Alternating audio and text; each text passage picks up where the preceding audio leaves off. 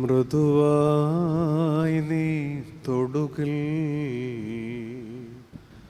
എന്നാത്മം സൗഖ്യം നേടും. ഹൃദയം ഇനിയെന്നും നിൻവാസ ഗേഹമാകും. കൺമുൻപിൽ നീ ഇല്ലെങ്കിലും വിശ്വാസത്താലെ കണ്ടിടും ഞാൻ. മൃദുവായി നീ തൊടുകിൽ എന്നാത്മം സൗഖ്യം നേടും. ഹൃദയം ഇനിയെന്നും നിൻവാസ ഗേഹമാകും. ദൈവമേ, ആലോചനയും വിശുദ്ധ ചിന്തകളുടെ ആഴവും അഴകും അങ്ങ് നൽകണമേ. ആ തിരുമുഖം ഈ നിമിഷങ്ങളിൽ ഞങ്ങൾക്ക് ഉള്ളിൽ തൊട്ടറിയാൻ അവിടുന്ന് സഹായിക്കണമേ. ദൈവകൃപയിൽ ഈ മണിക്കൂറിനെ മാറ്റണമേ. ഞങ്ങളുടെ കുറവും ഞങ്ങളുടെ പാളലുകളും ഞങ്ങളുടെ പൊള്ളലുകളും ഒക്കെ അവിടുന്ന് അറിയുന്നല്ലോ. കരുണ കൊണ്ട് ഞങ്ങളെ തൊടണമേ. പിതാവിൻ്റെയും പുത്രൻ്റെയും പരിശുദ്ധ റൂഹായുടെയും നാമത്തിൽ തന്നെ ആമേൻ. പരിശുദ്ധ തൃത്വനാമം മഹത്വപ്പെടട്ടെ. വന്ദരായ വൈദിക ശ്രേഷ്ഠരെ, പരിശുദ്ധ നോമ്പിൻ്റെ ആദ്യത്തെ വെള്ളിയാഴ്ച വചനത്തിൻ്റെ തണലിലേക്ക് കൂടുകൂട്ടുന്ന എല്ലാവരുമേ, നിങ്ങളുടെ ശ്രദ്ധയും താല്പര്യവും പരിഗണനയും ഈ വിശുദ്ധ പുസ്തകത്തിന് ഈ മണിക്കൂറിൽ ഉണ്ടാകാൻ ഞാൻ അതീവ വിനയത്തോടെ അഭ്യർത്ഥിക്കട്ടെ. അത്രമേലൊരു ശ്രദ്ധ ആവശ്യമുള്ള ഇടമാണ്. ഒരു ചിത്രശലഭത്തെ സംബന്ധിച്ചിടത്തോളം അതിൻ്റെ ഈസ്റ്റർ എന്ന് പറയുന്നത് അതിൻ്റെ 4th സ്റ്റേജിൻ്റെ തുടക്കമാണ്. മുട്ടയിൽ നിന്ന്, പുഴുവിൽ നിന്ന്, പ്യൂപ്പയിൽ നിന്ന് വർണ്ണച്ചിറകുകൾ കൊണ്ട് അത് പറന്നു തുടങ്ങുന്നൊരു ദിവസമുണ്ട്. അതിൻ്റെ സ്വപ്ന നിമിഷമാണത്.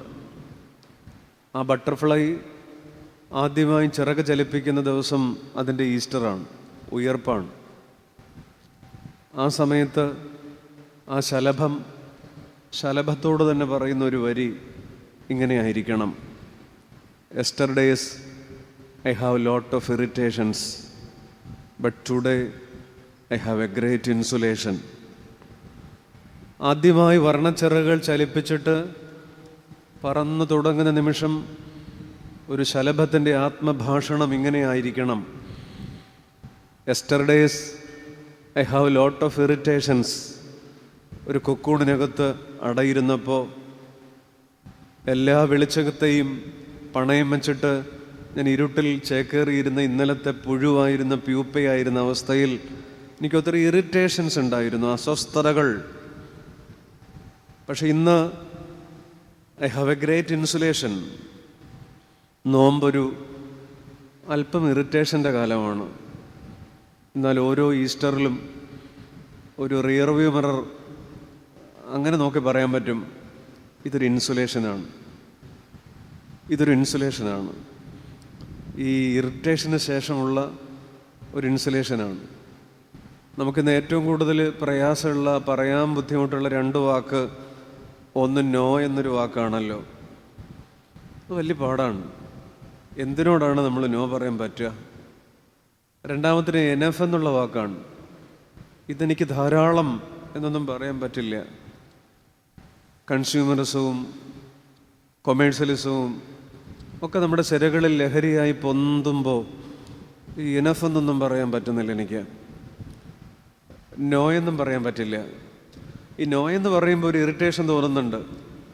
ഇത് മതി എന്ന് വെക്കുമ്പോൾ അസ്വസ്ഥത ഉള്ളിലുണ്ട്. പക്ഷെ ശലഭത്തിൻ്റെ ആത്മഭാഷണം ഈ പകലിൻ്റെ നമ്മുടെ ഈ ധ്യാനത്തിലേക്ക് കയറുമ്പോഴുള്ള ആദ്യത്തെ ഒരു വെട്ടമുള്ള വിചാരമായി എൻ്റെ കേൾവിക്കാരുടെ മനസ്സിലിടണം. നമുക്ക് വിഷയത്തിലേക്ക് പോകാം. നിങ്ങൾ എന്നെ ശ്രദ്ധിക്കുമല്ലോ. നമ്മളെല്ലാ ദിവസവും പ്രാർത്ഥിക്കുന്ന ഒരു പ്രാർത്ഥനയുണ്ട്. മോറാൻ യേശു മശീഹ പറയൂ, നിന്റെ കരുണയുടെ വാതിൽ ഞങ്ങളുടെ മുഖങ്ങൾക്ക് നേരെ. മനുഷ്യൻ്റെ മുഖം ദൈവത്തിൻ്റെ മുഖത്തോട് തിരിഞ്ഞിരിക്കുന്നു എന്നുള്ളതിൻ്റെ ഒരു പേരല്ലേ നമ്മുടെ സ്പിരിച്വാലിറ്റി? ദൈവമുഖത്തേക്ക്, അല്ലെങ്കിൽ ദൈവമുഖം വിശുദ്ധ വചനത്തിലും ഒത്തിരി ഉണ്ടല്ലോ. അവങ്കലേക്ക് നോക്കിയവർ പ്രകാശിതരായി. അവരുടെ മുഖം, നമ്മൾ എത്ര തവണയാണ് പ്രാർത്ഥിക്കുന്നത്, നിൻ്റെ മുഖം എനിക്ക് മറയ്ക്കരുതേ. മുഖം, തിരുമുഖം, ആ കണ്ണുകൾ, ആ നോട്ടം, ദൈവമേ അങ്ങനെ ഒന്ന് നോക്കണമേ. നമ്മളിന്ന് പകൽ ധ്യാനിക്കുന്നത് സുവിശേഷങ്ങളിൽ നിന്ന്. ഈ നോമ്പ് കാലമായതുകൊണ്ടാണ് ഞാൻ ഇങ്ങനെ ഒരു വിഷയം എടുക്കുന്നത്. ക്രിസ്തുവിൻ്റെ 3 നോട്ടങ്ങളെക്കുറിച്ചാണ്. ആർദ്രമായൊരു നോട്ടത്തിൻ്റെ പേരാണ് കരുണ. ധൂർത്തപുത്രൻ ഒരു നിർബന്ധിത നോമ്പിലേക്ക് വീഴുന്നുണ്ട്. പന്നിക്ക് കിട്ടുന്ന തവിട് പോലും കിട്ടുന്നില്ല എന്നൊരു അവസ്ഥയിൽ വരുമ്പോൾ അയാൾ വീഴുന്നത് ഒരു നിർബന്ധിത നോമ്പിലേക്കാണ്. ആ നിർബന്ധിത നോമ്പിലാണ് അപ്പൻ്റെ വീട്ടിലേക്ക് നോക്കിയത്. അപ്പൻ്റെ വീട്ടിലേക്ക് നോക്കിക്കൊണ്ടിരിക്കുന്നതിൻ്റെ പേരാണ് നോമ്പ്. അകലങ്ങളിലെ അപ്പൻ എനിക്ക് മതിയായവൻ എന്നുള്ള തിരിച്ചറിവിൻ്റെ പേരാണ് ശരിക്കുമുള്ള നോമ്പ്. അകലങ്ങളിലെ അപ്പൻ എനിക്ക് മതിയായവൻ. ഇന്ന് നമ്മൾ ചിന്തിക്കുന്നത് നമ്മുടെ കർത്താവിൻ്റെ ഒരു 3 നോട്ടത്തെക്കുറിച്ചാണ്. അത് നിങ്ങൾക്ക് വളരെ പരിചയമുള്ളതാണ്. ഒട്ടും പുതുമയുള്ളൊരു വേദഭാഗമോ ഒന്ന് കേൾക്കാൻ അല്ലെങ്കിൽ കേട്ടിട്ടില്ലാത്ത ഒന്നല്ല. നമ്മൾ 1000 തവണ നമ്മുടെ ബോധമണ്ഡലങ്ങളെ പ്രഹരിച്ചിട്ടുള്ള, ചുമ്മാ വായിച്ചിട്ടുള്ള ഒരു വേദഭാഗമാണ്. അത് വളരെ നിശ്ചയമുണ്ട് ഇവിടെ ഇരിക്കുന്ന പ്രിയപ്പെട്ട ഭക്തജനത്തിന് എന്ന് ഞാൻ അതീവ ഗൗരവത്തോടെ വിശ്വസിക്കുകയാണ്. ഒന്നാമത്തേത്, നമുക്ക് വളരെ പെട്ടെന്ന് ഈ സമയത്തെ ക്രമീകരിക്കേണ്ടതുണ്ട്. ഒന്നാമത്തേത് വിശുദ്ധ ലൂക്കോസ് 19-ാം അധ്യായം 1 മുതൽ 10 വരെയുള്ള ഭാഗത്ത് നമ്മുടെ ഏറ്റവും നെയ്ബറായ ഒരാളെ നമുക്കറിയാവുന്ന പോലെ ഒരാളുണ്ട് അവിടെ. സക്കായിയാണ്. സക്കായിയെ കാണാൻ, യേശുവിനെ കാണാൻ സക്കായി ആഗ്രഹിച്ചതും അയാൾ പോയി മരത്തെ കയറിയതും ഒക്കെ ഒരു LKG പഠിക്കുന്ന കൊച്ചുങ്ങൾക്ക് പോലും നിശ്ചയമുള്ള ഒന്നാണ്. പക്ഷെ എനിക്ക് വേണ്ടത് അതിലെ 5-ാമത്തെ വചനമാണ്. നോക്കൂ, അതെങ്ങനെയാണ്? ആ സ്ഥലത്തെത്തിയപ്പോൾ, അതായത് സക്കായി മരത്തിലിരിക്കുന്നു, കാട്ടത്തിയുടെ ഇലപ്പിടർപ്പുകൾക്കുള്ളിൽ അയാൾ ഇരിക്കുന്നു. ആ സ്ഥലത്തെത്തിയപ്പോൾ യേശു മേലോട്ട് നോക്കി എന്നാണ് എഴുതിയിരിക്കുന്നത്. നിങ്ങളവിടെ ഇവിടെ ഇരുന്നതിനെ വിഷ്വലൈസ് ചെയ്യണം. സത്യം പറഞ്ഞാൽ എനിക്ക് പറയാനുള്ളത്, ഈ വചനത്തെ നമ്മൾ ധ്യാനിക്കുമ്പോൾ അതിനെ വിഷ്വലൈസ് ചെയ്യണം. ഒരു കാഴ്ച പോലെ കാണണം. ഒരു നല്ല ഒരു ശ്രോതാവെന്ന് പറയുന്നത് ഇതിങ്ങനെ കാഴ്ചയായി കാണണം. ഇപ്പോൾ ഇങ്ങനെ കാണുകയാണ്. ആ സ്ഥലത്തെത്തിയപ്പോൾ യേശു മേലോട്ട് നോക്കി. ആദ്യത്തെ നോട്ടം അതാണ്. Jesus looked up. അപ്പോൾ കർത്താവിൻ്റെ ചലനങ്ങൾക്ക് ആഴമായ സാന്ദ്രതയുണ്ട്. കർത്താവിൻ്റെ വർത്തമാനങ്ങളെക്കാൾ ഇടിമുഴക്കത്തിൻ്റെ ഗൗരവമുണ്ട് അവിടുത്തെ മൗനത്തിന്. കർത്താവ് വർത്തമാനം പറഞ്ഞതൊരു 3 വർഷം മാത്രമാണ്. അതിനു മുമ്പ് പറഞ്ഞ വർത്തമാനങ്ങളൊന്നും നമ്മുടെ ഉള്ളിൽ രേഖപ്പെടുത്തിയിട്ടില്ലല്ലോ. ക്രിസ്തുവിൻ്റെ ശരീരഭാഷയ്ക്ക് ഒരു സർവകലാശാലയുടെ സിലബസിൻ്റെ ആഴമുണ്ട്. അതിനേക്കാളുണ്ട്. Jesus looked up. യേശു മേലോട്ട് നോക്കി. അപ്പം ഇത്ര മാത്രം എടുക്കുക. ഇത് 3 നോട്ടങ്ങളെ, കർത്താവിൻ്റെ കണ്ണുകളിൽ നിന്ന് പുറപ്പെട്ട 3 ദർശന ബിന്ദുക്കളെ ആണ് നമ്മൾ ധ്യാനിക്കുന്നത്. ദ ഫസ്റ്റ് വൺ ഇതാണ്. യേശു മേലോട്ട് നോക്കി. ഞാനതിനെ ഒരു പേര് ഇങ്ങനെ ഈ പകലിൽ വിളിക്കുകയാണ്, ലുക്സ് ദാറ്റ് ചേഞ്ച് ഓണർഷിപ്പ്.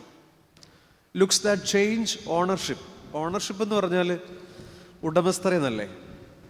ആ നോട്ടം കിട്ടിയപ്പോൾ ഒരാളുടെ അതിന് മുകളിൽ ആ നോട്ടം കിട്ടിയ മനുഷ്യൻ്റെ മനസ്സ്, അയാളുടെ ജീവിതം കീഴ്മേൽ മറിയുകയാണ്. കാരണം ആ മരത്തിൽ കയറുമ്പോൾ അയാളുടെ പേര് ചീഫ് ടാക്സ് കളക്ടർ എന്നാണ്. ലോകത്തിൻ്റെ നെയിം ബോർഡിൽ വെക്കാൻ കൊള്ളാം. യഹൂദന്മാരുടെ ഇടയിൽ അയാൾ റോമൻ എംപ്ലോയി എന്നുള്ള നിലയിൽ കൊള്ളാം. ഇതൊരു പ്രിവിലേജാണ്. ചീഫ് ടാക്സ് കളക്ടർ പഴയ MBA-കാരനോ മറ്റോ ആയിരിക്കണം. അതുകൊണ്ടാണ് ഈ പണി ഏൽപ്പിച്ചത്. ചീഫ് ടാക്സ് കളക്ടർ, ആ പേര് തന്നെ ഒരു പിള്ളേരുടെ ഭാഷയിൽ പറഞ്ഞ ഒരു ഗുമ്മുള്ള പേരാണ്, ഒരു പഞ്ചുള്ള പേരാണ്. ചീഫ് ടാക്സ് കളക്ടർ, ചുങ്കക്കാരുടെ പ്രമാണി. പക്ഷെ മരത്തിലൊരു നോട്ടം കിട്ടിയപ്പോൾ അയാൾ ഇറങ്ങുമ്പോൾ അയാളുടെ പേരിങ്ങനെയാണ്, സൺ ഓഫ് അബ്രഹാം. ആ മരത്തിൽ നിന്ന് ഇറങ്ങണ പാടെ കർത്താവ് അയാൾക്കൊരു പുതിയ പേരിട്ടു. സക്കായിയുടെ 28 കെട്ടാണ് കാട്ടത്തിയുടെ മുകളിൽ നടന്നത്. 28 കെട്ടാണ്, പേരിടിയിലാണ് നടന്നത്. യേശു അയാളെ വിളിച്ചു, ഇവനും അബ്രഹാമിൻ്റെ പുത്രൻ. അതുകൊണ്ടാണ് ഞാൻ പറഞ്ഞത്, ഈ പേര് മാറുക എന്ന് പറയുന്നത് ഉടമസ്ഥത മാറുകയാണ്. ഈ സ്ത്രീകൾക്കറിയാമല്ലോ, ആധാറിലൊന്നും മാറുന്നില്ലെങ്കിലും കല്യാണം കഴിയുമ്പോൾ നമ്മുടെ പേരിൻ്റെ പകുതി അപ്പനങ്ങോട്ട് മാറിയിട്ട് കെട്ടിയോൻ്റെ പേരിങ്ങനെ ചേർത്ത് വയ്ക്കും. ഇപ്പം അങ്ങനെയൊന്നും വയ്ക്കുമെന്ന് എനിക്കറിയില്ല. ചോദിക്കാനും പറയാനുള്ള ആൾ മാറി എന്നാണ് അതിൻ്റെ അർത്ഥം. ചോദിക്കാനും പറയാനുള്ള ആൾ മാറി. സത്യത്തിൽ സക്കായിക്ക് ചോദിക്കാനും പറയാനുള്ള ആൾ മാറി. Chief tax collector became son of Abraham. ഈ സക്കായിക്കൊരു കുഴപ്പമുണ്ടായിരുന്നു. അയാൾക്കൊരു ഡ്യുവൽ പേഴ്സണാലിറ്റി ഉണ്ടായിരുന്നു. ജനിച്ചതും വളർന്നതും യഹൂദൻ്റെ ചോറ് തിന്നും ചോറുണ്ടുമാണ്. പക്ഷെ കൂറ റോമാക്കാരനോടാണ്. അതിന് എന്നോട് ക്ഷമിക്കുകയാണെങ്കിൽ ഞാനൊരു വാക്ക് പറയാം. തനി മലയാളത്തിൽ ഈ പലരുടെ സ്വഭാവം കാണിക്കുകയാണ്. ചോറ് ഇവിടെയും കൂറ് അവിടെയുമാണ്. ഈ പല അപ്പൻ്റെ സ്വഭാവം കാണിക്കുകയാണ്. അതുകൊണ്ടായിരിക്കാം കർത്താവ് അയാളുടെ അപ്പനെയാണ് ഉറപ്പിച്ചത്, അബ്രഹാമിൻ്റെ മകൻ. പല അപ്പൻ്റെ സ്വഭാവം കാണിക്കാന്നൊക്കെ പറയണത് പോലെ സക്കായിക്കൊരു പേര് മാറ്റിയപ്പോൾ അപ്പൻ്റെ മോനായിട്ട് ആക്കുകയാണ്, സൺ ഓഫ് അബ്രഹാം. വേരുറപ്പിക്കുകയാണ്. ഒരു യഹൂദൻ്റെ വേര് അബ്രഹാമിലാണ്. ഈ വേരുറപ്പിക്കുക എന്നുള്ളതാണ്. വേരുറപ്പിക്കുകയാണ് സക്കായിൽ. ഈ ഡ്യുവൽ പേഴ്സണാലിറ്റി മാറി. ഇനിമേൽ അയാൾക്കൊരാൾ മാത്രമേ ഉള്ളൂ. എന്തുകൊണ്ടാണ് സക്കായിയുടെ പേര് മാറി? നമ്മളിതൊരു 100,000 തവണ വായിച്ചിട്ടുള്ളതല്ല എൻ്റെ ചങ്ങാതിമാരെ. ഈ ലൂക്ക് 19 എന്ന് പറയുന്ന അധ്യായം ജനിച്ച നാൾ മുതൽ നമ്മൾ കേൾക്കുന്ന ഒരു സംഭവമാണ്. പക്ഷെ അതൊക്കെ നിങ്ങൾ മറന്നിട്ട് ഇന്ന് ഈ ഒരു വരി കേട്ടാൽ മതി. Jesus looked up. യേശു മുകളിലേക്ക് നോക്കി. Looks that change ownership. ഞാൻ പറയും, അയാളുടെ പേര് മാറാൻ കാരണം, അയാളിലേക്ക് ക്രിസ്തു നോക്കാൻ കാരണം ഒരൊറ്റ കാര്യമാണ്. അതിങ്ങനെയാണ്. അതിനൊരു മിനിറ്റുകൾക്ക് മുമ്പ് അവിടെ നടന്നൊരു ഇൻസിഡൻ്റ് ഉണ്ട്. He run beyond the crowd. അയാൾ മുൻപേ ഓടി എന്നാണ്. അയാൾ മുൻപേ ഓടി. ശരിക്കും മുൻപേ ഓടി എന്ന് പറഞ്ഞാൽ എന്താണ്? ഒരു 10-200 പേരായി എറിഹോവിൻ്റെ വഴിയിലുണ്ടാവും. പക്ഷെ ആൾക്കൂട്ടം അത്ര ശുഭസൂചനയല്ല. നമ്മളൊക്കെ ആൾക്കൂട്ടത്തിൻ്റെ ഭാഗമാണ്. ഞങ്ങളുടെ പെരുന്നാൾ വല്ല ഗംഭീരമായിരുന്നു, നല്ല ആളായിരുന്നു. ഒരു കാര്യമില്ല. റാസയുടെ മുൻവശം കണ്ടാൽ പിറകുവശം കാണാൻ പറ്റില്ലായിരുന്നു, അത്ര ദൈർഘ്യമുണ്ടായിരുന്നു. ആൾക്കൂട്ടമാണത്. നമുക്ക് ശരിക്കും ആൾക്കൂട്ടത്തിൽ അഭിരമിക്കുകയാണ്. പരുമലപ്പള്ളിയിൽ നല്ല ആളായിരുന്നു. ഞാനിവിടെ നിൽക്കുമ്പോൾ തന്നെ ഇത്ര പേരിവിടെ ഉണ്ടെന്നുള്ളത് എന്തൊക്കെ പറഞ്ഞാലും എനിക്കൊരു സന്തോഷമാണ്. ഇപ്പം ഇവിടെ ഒരു 30 പേരെ ഉള്ളെങ്കിൽ എൻ്റെ മനസ്സൊന്ന് ചെറുതായി ഇടിഞ്ഞേനെ. പക്ഷെ അതിലൊന്നും ഒരു കാര്യവുമില്ലെന്ന് മുകളിൽ ഒരാൾക്കറിയാം. ആൾക്കൂട്ടം അങ്ങനെയാണ്. പീലാത്തോസിൻ്റെ കൊട്ടാര മുറ്റത്ത് ഒരാൾക്കൂട്ടമുണ്ട്. ഗുണപ്പെടാത്ത ആൾക്കൂട്ടമാണ്. ആ ആൾക്കൂട്ടം അപകടമുണ്ടാക്കിയ ആൾക്കൂട്ടമാണ്. പാപിനി സ്ത്രീയുടെ മുന്നിൽ ഒരാൾക്കൂട്ടമുണ്ട്. ബത്സയിദ കുളക്കരയുടെ മുന്നിൽ ഒരാൾക്കൂട്ടമുണ്ട്. അർഹതപ്പെട്ടവനെ തടയുന്ന ആൾക്കൂട്ടമാണ്. പക്ഷപാതക്കാരൻ്റെ വീടിൻ്റെ മുന്നിൽ ഒരാൾക്കൂട്ടമുണ്ട്. ഈ ബൈബിൾ നമുക്ക് ഈ ഒരു ഒറ്റ കാര്യം എടുത്തും ചിന്തിച്ചാൽ വളരെ നല്ലൊരു വിഷയമാണ്. Dangerous mode of a mob, dangerous mode of a crowd. ആൾക്കൂട്ടത്തിൻ്റെ അപകടം. ഈ ആൾക്കൂട്ടത്തിനൊരു പ്രത്യേകതയുണ്ട്, നിലപാടുകൾക്കൊരിക്കലും ആഴമില്ല. നമുക്ക് ഈ ആൾക്കൂട്ടത്തിൽ ഇരിക്കാം, വലിയ സന്തോഷമുള്ള കാര്യമാണ്. ആൾക്കൂട്ടത്തിനൊരു കുഴപ്പമുള്ളത്, രണ്ട് വാക്ക് അവരുടെ നിഘണ്ടുവിലില്ല. ഒന്ന് അയ്യോ എന്ന വാക്കാണ്, പേടിയില്ല. അയ്യോ എന്ന് നമ്മൾ പറയുന്നത് പേടിക്കുമ്പോഴാണ്. സത്യത്തിൽ ഒരു 100 പേരുടെ ഇടക്ക് നിൽക്കുമ്പോൾ നമുക്കൊരു പാമ്പിനെ പേടിയില്ല, തല്ലിക്കൊല്ലാം. ഒരു പേപ്പട്ടിയെ പേടിയില്ല, ഒരു വന്യമൃഗത്തെ പേടിയില്ല. പക്ഷെ നമ്മൾ ഒറ്റയ്ക്കായി കഴിയുമ്പോൾ ഒരു ചേരക്കുഞ്ഞിനെ പോലും നമുക്ക് പേടിയാണ്. ആൾക്കൂട്ടത്തിനൊരു ഭയമില്ല. 2 അയ്യേ എന്നൊരു ഭാവമില്ല. 1 അയ്യോ, 2 അയ്യേ. അയ്യേ എന്ന് പറഞ്ഞാൽ ഇത് മോശമാണ്, ഇത് വൃത്തികേടാണ്, ഇത് പാടില്ല, ഇത് ലജ്ജിപ്പിക്കുന്നവരാണ് എന്ന് ആൾക്കൂട്ടത്തിന് തോന്നാറില്ല. നമ്മുടെ നാട്ടിൽ എത്രയോ സംഘം ചേർന്നുള്ള ക്രൈം നടക്കുന്നു. 4 പേര് കൂടുമ്പോൾ ഒരു ക്രൈമിലേക്ക് പോകാൻ ഒരു കുഴപ്പമില്ല. ഈ 18 വയസ്സിന് താഴെയുള്ള കുറ്റകൃത്യങ്ങൾ കൂടുതൽ എടുത്താൽ, ആ ക്രൈം റെക്കോർഡ്സ് എടുത്താൽ, അതൊക്കെ 4-5 കുട്ടികൾ ചേർന്നുള്ളതാണ്. ഒറ്റയ്ക്കുള്ള കുട്ടികൾ ചെയ്യുന്ന കുറ്റകൃത്യങ്ങൾ കുറവാണ്. 18 വയസ്സിന് താഴെ ചെയ്ത കുറ്റങ്ങളുടെ ക്രൈം റെക്കോർഡ്സ് എടുത്താൽ അതിനകത്തൊക്കെ ഒരു 4-5 പേരുടെ എണ്ണം കാണും. ഈ ആൾക്കൂട്ടത്തിൻ്റെ പ്രശ്നം ഇതാണ്. നമ്മുടെ ആരാധനാ ജീവിതം നിർഭാഗ്യവശാൽ ആൾക്കൂട്ടത്തിലാണ്. നമ്മൾ ഒരു ആൾക്കൂട്ടത്തിൻ്റെ ഭാഗമായി പോകുന്നു, ആൾക്കൂട്ടത്തിൻ്റെ ഭാഗമായി ഇരിക്കുന്നു. പക്ഷേ സക്കായി അയാൾ മുൻപേ ഓടി എന്നുള്ളതാണ്. ഈ കാലത്തിൽ നമ്മുടെയൊക്കെ സ്പിരിച്വാലിറ്റിയുടെ വെല്ലുവിളി എന്ന് പറയുന്നത്, ഇതൊരു ബിയോണ്ട് ആകാൻ ഒക്കുമോ? ബിയോണ്ട് ദ ക്രൗഡ്, ആൾക്കൂട്ടത്തിന് അതീതമായി.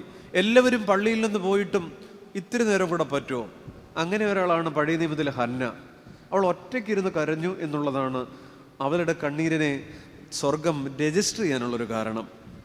ഒറ്റയ്ക്കിരിക്കുകയാണ്, ആൾക്കൂട്ടത്തിന് അപ്പുറമായി അവിടെ നിന്നു. ഹിസ്കിയാവ് ഒറ്റയ്ക്കിരുന്ന് കരഞ്ഞ മനുഷ്യനാണ്. അവിടെയാണ് സ്വർഗം ഹിസ്കിയാവിൻ്റെ കണ്ണീര് യെശയ്യാവ് 38 സ്വർഗം രജിസ്റ്റർ ചെയ്യുന്നതിൻ്റെ കാരണം അതാണ്. നമ്മൾ ഈ ഓരോ ഇടവക ആരാധനയും ചോദിക്കുന്നുണ്ട്, 10 മണിക്ക് കൈമുത്തി കഴിയും, 10:30 കഴിയും. പക്ഷെ 10:30 ഈ ക്രൗഡൊക്കെ ഒഴിഞ്ഞു പോയാൽ ഇത്തിരി നേരം കൂടെ പറ്റുമോ?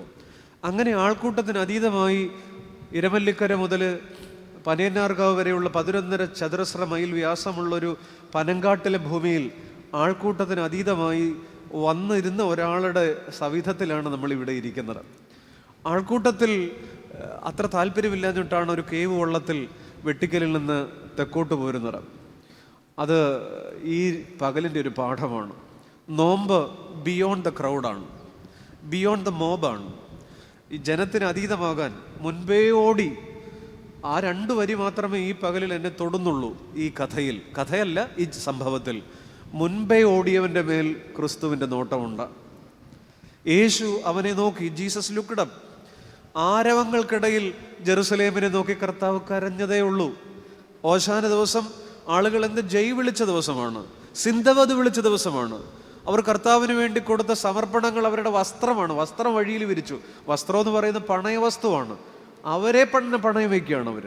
പക്ഷെ അതൊക്കെ ചെയ്തിട്ടും കർത്താവ് കരയുകയാണ്.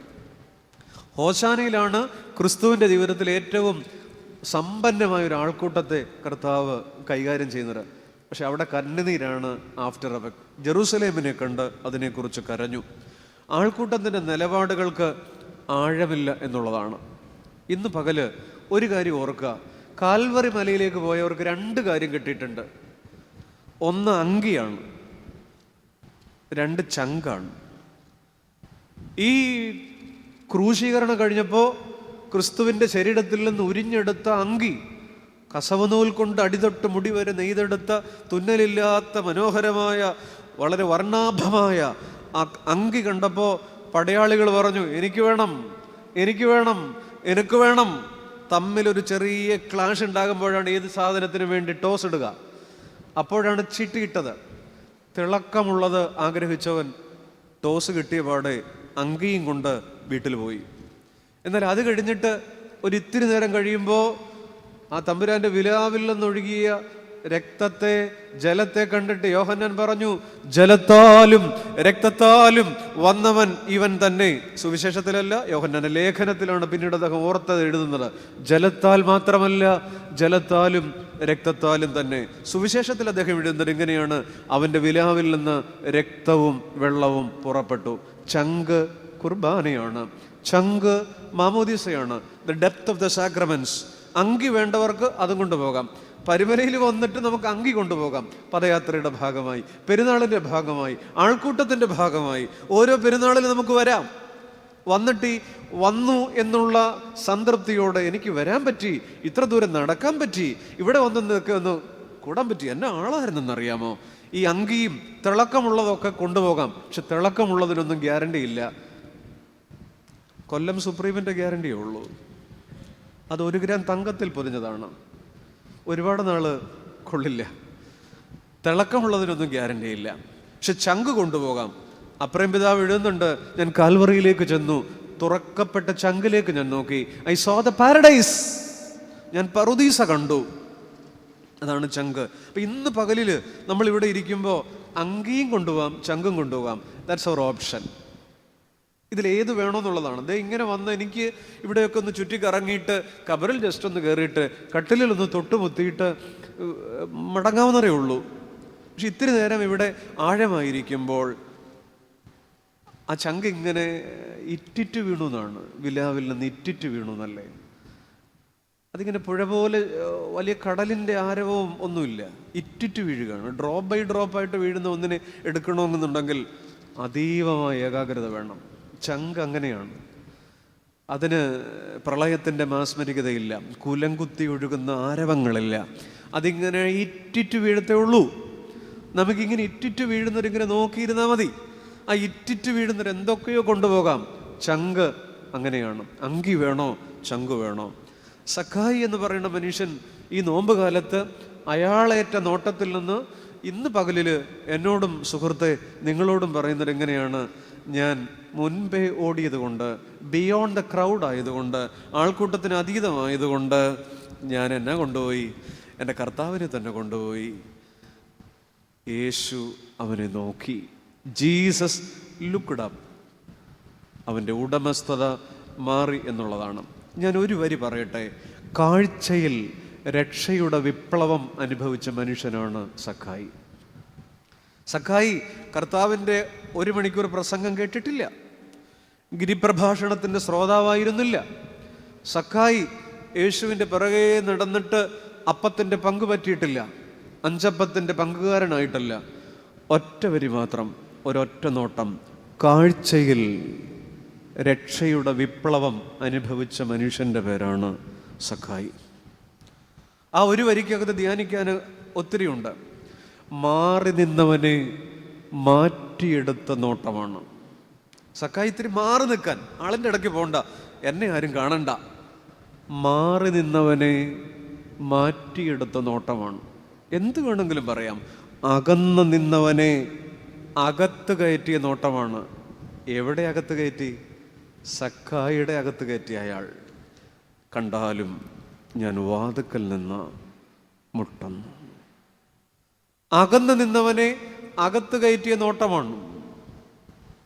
മാറി നിന്നവനെ മാറ്റി നിർത്തിയ നോട്ടമാണ്, മാറ്റിയെടുത്തിയ നോട്ടമാണ്. സഖായിക്ക് ഒരൊറ്റ ആഗ്രഹമുള്ളായിരുന്നു. ആ മോട്ടോ, ആ എയിം എന്ന് പറയുന്നത് വളരെ പാസീവായിരുന്നു. Who Jesus was. യേശു എങ്ങനെയുള്ളവൻ ഒന്ന് കാണണം. പീലാത്തോസ് ഇതുപോലെയാണ്. കർത്താവിൻ്റെ മുന്നിൽ കിട്ടുമ്പോൾ ചോദിക്കുന്നുണ്ട്, what should I do with Jesus who is called Messiah? യേശു എന്ന് വിളിക്കണ ഈ നസ്രായനെ ഞാൻ എന്നാ ചെയ്യണം? സത്യദൈവത്തെ മുന്നിൽ കിട്ടിയിട്ട് റെസ്പോണ്ട് ചെയ്യാൻ അറിയാത്ത വലിയ ചക്രവർത്തിയാണ്. What should I do with Jesus? ഞാൻ എന്നാണ് ഈ ക്രിസ്തുവിനോട്, യേശുവിനോട് ചെയ്യേണ്ടത്? മാറി നിന്നവനെ മാറ്റിയെടുത്തിയ നോട്ടം. സഖായി ആളാകെ മാറി. ശരിക്കും ഈ നമ്മുടെയൊക്കെ മാറ്റത്തിന് 2 മാതൃകകളുണ്ടെന്ന് പറയും. ശ്രദ്ധിക്കുമോ? ഒന്നാമത്തത് കാലം നേരെയാക്കുന്ന മനുഷ്യരാണ്. പ്രഷർ ഓഫ് സിറ്റുവേഷൻസ് എന്നാണ് ഞാനതിനെ വിളിക്കുന്നത്. കാലം നേരെയാക്കുന്ന മനുഷ്യൻ എന്ന് പറഞ്ഞാൽ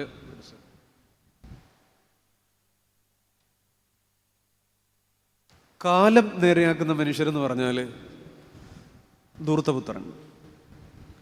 അയാൾ അപ്പൻ്റെ വീട്ടിൽ നിന്ന് ഇറങ്ങിയ നിമിഷം മുതൽ തൻ്റെ ജീവിതം അയാൾ കാലത്തിന് വിട്ടുകൊടുത്തു. കൂട്ടുകാർ, അപരിചിതർ, അന്യനാട്ടുകാർ, പുറത്തേക്ക് വെച്ച ആദ്യ ചുവട് മുതൽ തിരിച്ചു കയറാനുള്ള ഓപ്പർച്യൂണിറ്റി ഉണ്ടായിരുന്നു.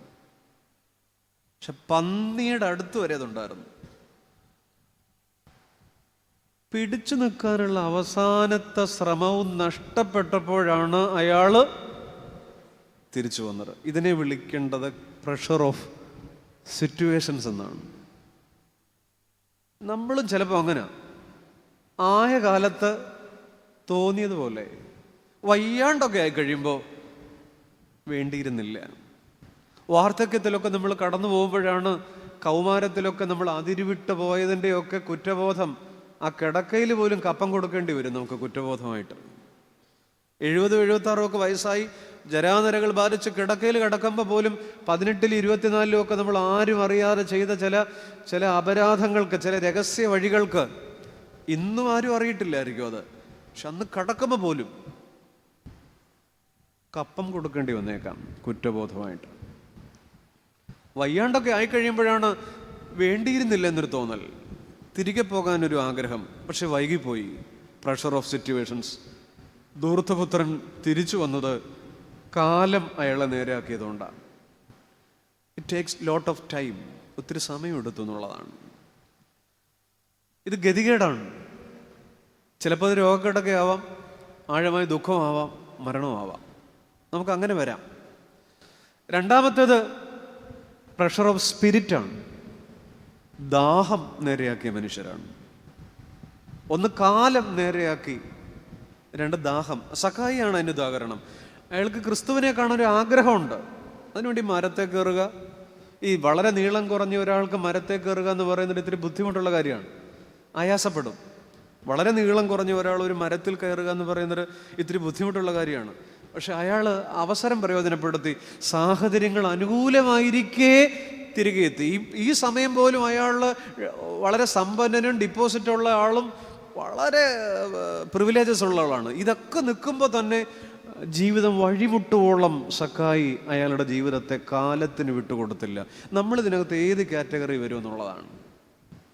2 വരികൾ എൻ്റെ പ്രിയപ്പെട്ട കേൾവിക്കാർ മനസ്സിലിടണം. ഒന്ന് pressure of spirit, 2 pressure of situations. നമ്മൾ ഈ അവസരങ്ങളൊക്കെ നഷ്ടപ്പെടുത്തി പോകണ മനുഷ്യരല്ലേ നമ്മൾ. ഗതി കെടുമ്പോഴാണോ? രണ്ടാമത്തേത് പ്രഷർ ഓഫ് സ്പിരിറ്റാണ്. അത് നോമ്പ് ശരിക്കും നമ്മളെ അങ്ങനെ കൊണ്ടുപോകേണ്ട ഒന്നാണ്. അല്ലെങ്കിൽ ഞാൻ ഇങ്ങനെ പറയട്ടെ, ധൂർത്തപുത്രൻ എല്ലാം നഷ്ടപ്പെട്ടിട്ട് ക്രിസ്തുവിലേക്ക് മടങ്ങി. സക്കായി ക്രിസ്തുവിനെ പ്രതി എല്ലാം നഷ്ടപ്പെടുത്തി. ഇത്രയേ ഉള്ളൂ വ്യത്യാസം. ആ 2 വരികൾ നിങ്ങൾ വളരെ ചാരുതയോടെ ഒന്ന് ആലോചിക്കൂ. ധൂർത്തപുത്രൻ എല്ലാം നഷ്ടപ്പെട്ട് യേശുവിലേക്ക് മടങ്ങി. That's pressure of situations. സക്കായി യേശുവിനെ പ്രതി എല്ലാം നഷ്ടപ്പെടുത്തി എന്നുള്ളതാണ്. അയാളുടെ നല്ല കാലത്താണ്, ഗതി കിടുമ്പോഴല്ല. കർത്താവ് പറഞ്ഞിട്ടുള്ളൊരു കഥയില്ലേ, രാവിലെ 3 മണി അല്ല 3-ാം മണിക്കോ 6-ാം മണിക്കോ 9-ാം മണിക്കോ ഒക്കെ ചന്തയിൽ മെനക്കെട്ട് നിൽക്കുന്നവരോട് നിങ്ങൾ പറമ്പിൽ പോരൂ, ജോലി ചെയ്യാം, ന്യായമായത് തരാം, വാട്ട് എവർ ഈസ് റൈറ്റ്. ഈ നോമ്പെന്ന് പറയുന്നത് എന്താ? ഈ ഒരു തോട്ടമാണ്. ചന്ത എന്ന് പറയുന്നാൽ എന്താണ്?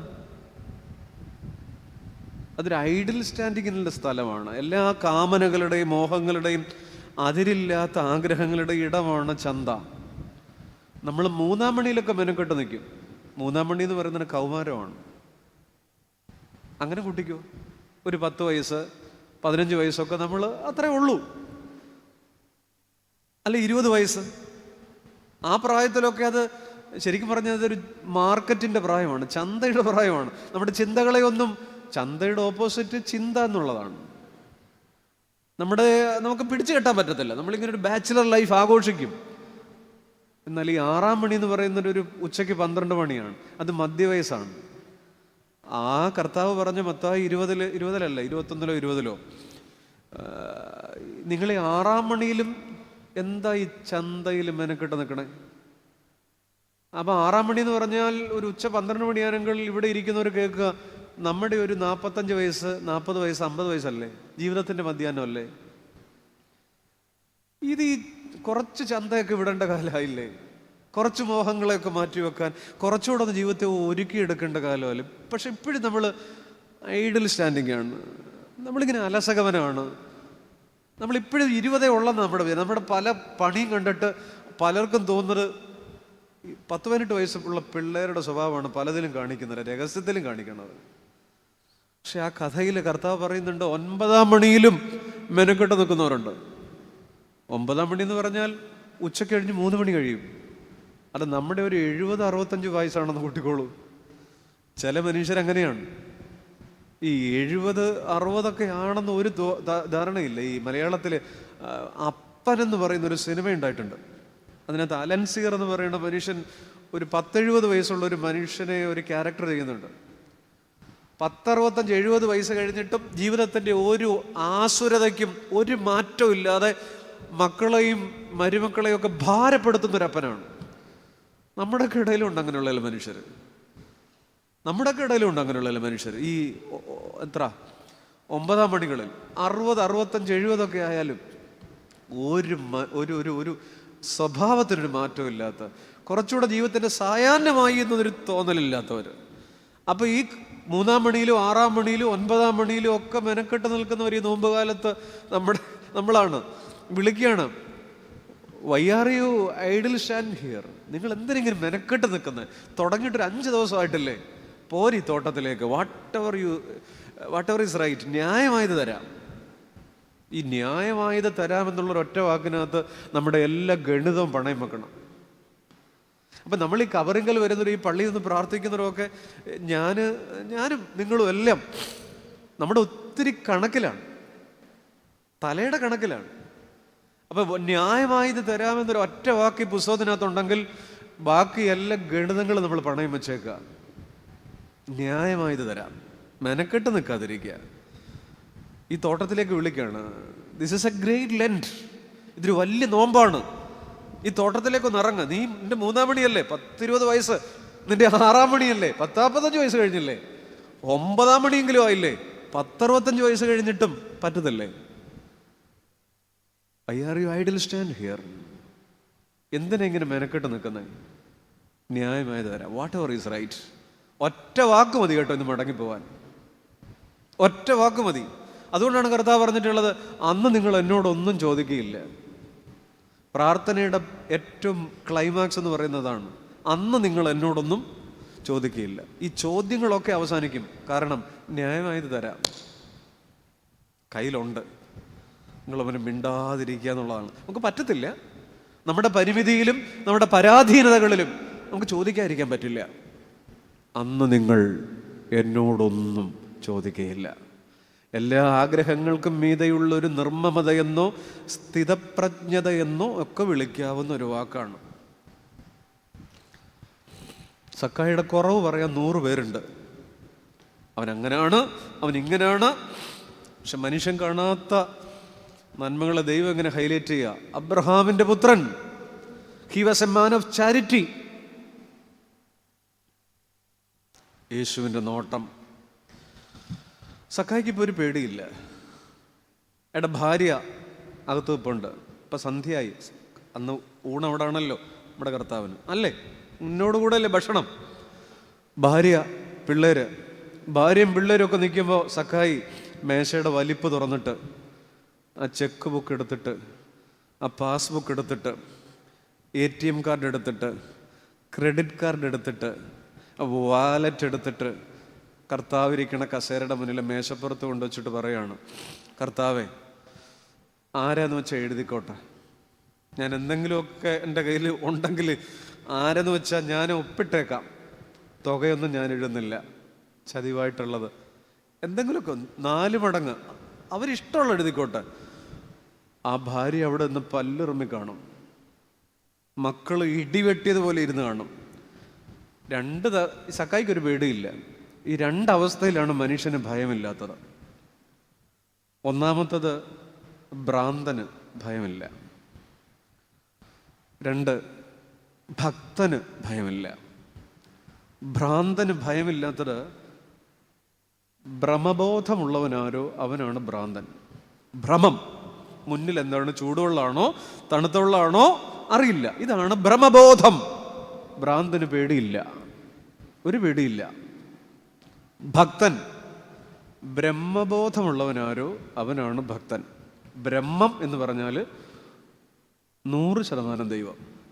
നമുക്ക് 100 അല്ലേ? നമ്മളിപ്പോൾ ഒരു കടിക്കണ പട്ടി ചാടി വന്നാൽ നമ്മളിപ്പോൾ ഇതൊക്കെ ഇട്ടിട്ട് ധ്യാനമൊക്കെ ഇട്ടിട്ട് ഓടത്തേ ഉള്ളൂ, ഞാനും നിങ്ങളും. നമുക്ക് പേടിയുണ്ട്, സത്യം പറഞ്ഞാൽ നമുക്ക് നല്ല പേടിയുണ്ട്, നല്ല പേടിയുണ്ട്. പക്ഷെ തികഞ്ഞ ഭക്തിയിൽ പേടിയില്ലെന്നുള്ളതാണ്. എന്നവിടെ എത്താമൊക്കൊന്നും നമുക്കറിയില്ല. നമ്മുടെ അപ്പനെത്തിയിട്ടുണ്ട്, തോമസ് ശ്ലീഹ. അവനോടുകൂടെ മരിക്കേണ്ടതിന് നാമം പോകാം. ഇത് പേടിയില്ലാത്ത അവസ്ഥയാണ്, ഫിയർലെസ് ആറ്റിറ്റ്യൂഡാണ്. ഇത് ബ്രഹ്മബോധമാണ്. സഹദേന്മാർക്കും പരിശുദ്ധന്മാർക്കും നമ്മുടെ പുണ്യാളനും നമ്മുടെ പരിശുദ്ധനും ആ പേടിയില്ലായിരുന്നു. അവര് ഭയത്തിന് മീതെയുള്ള ഒരു അവസ്ഥയിലേക്ക് എത്തി, അല്ലേ? പക്ഷെ ഭ്രാന്തനും പേടിയില്ല. നമ്മളിതിന് രണ്ടിനെ ഇടയ്ക്ക് കിടക്കുക. അത്ര നോർമൽ അല്ലെങ്കിലും നമുക്ക് ഭ്രാന്തൊന്നുമില്ല. ഈ ഇരിക്കുന്ന ആരും നോർമലല്ല, ഞാനും നോർമലല്ല.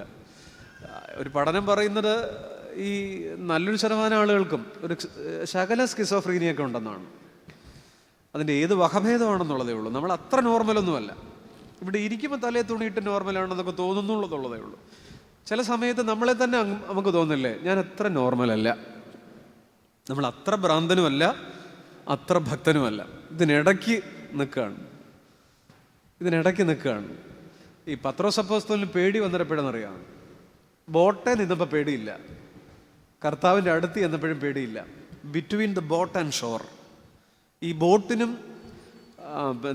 തമ്പുരാൻ്റെ കൈക്കും ഇടയ്ക്ക് നിന്നപ്പോഴാണ് അയാൾ മുങ്ങിയത്. ഈ ഇടയ്ക്ക് നിൽക്കുന്നത് വലിയ പ്രയാസമാണ്.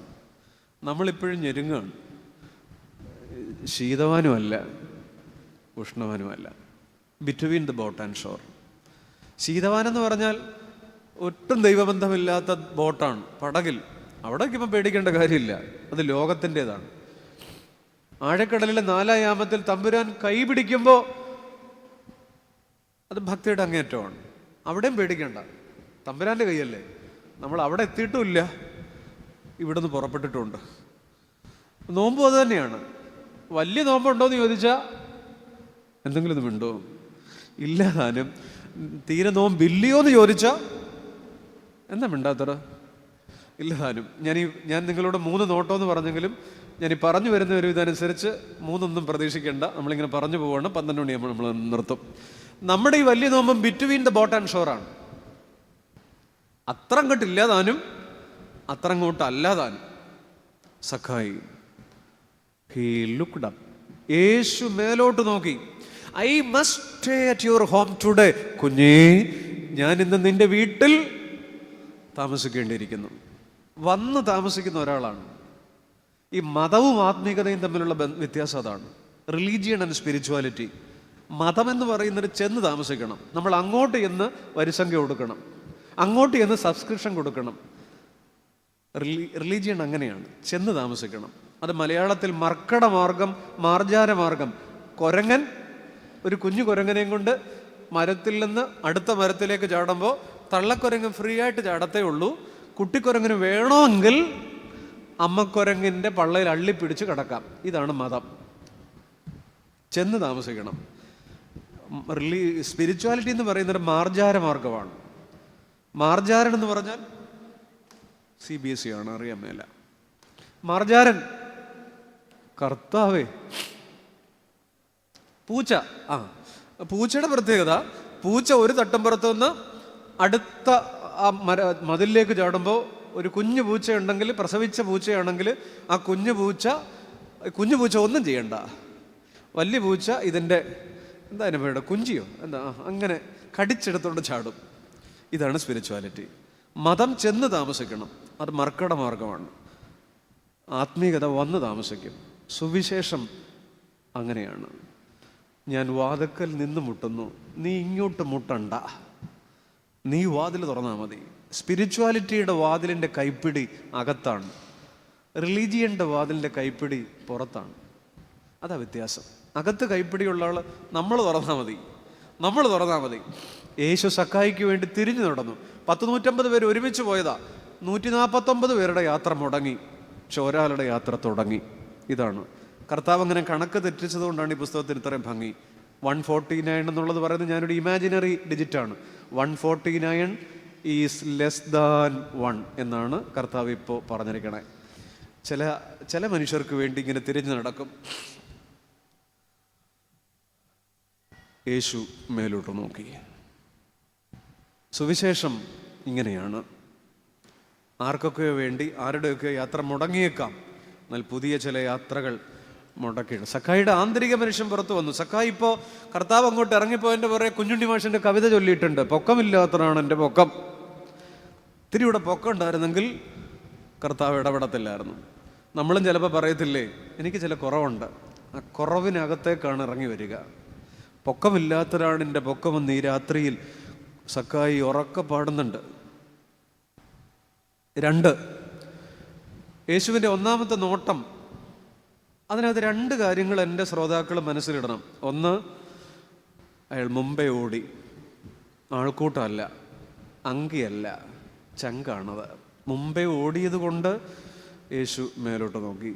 Looks that change ownership. 2,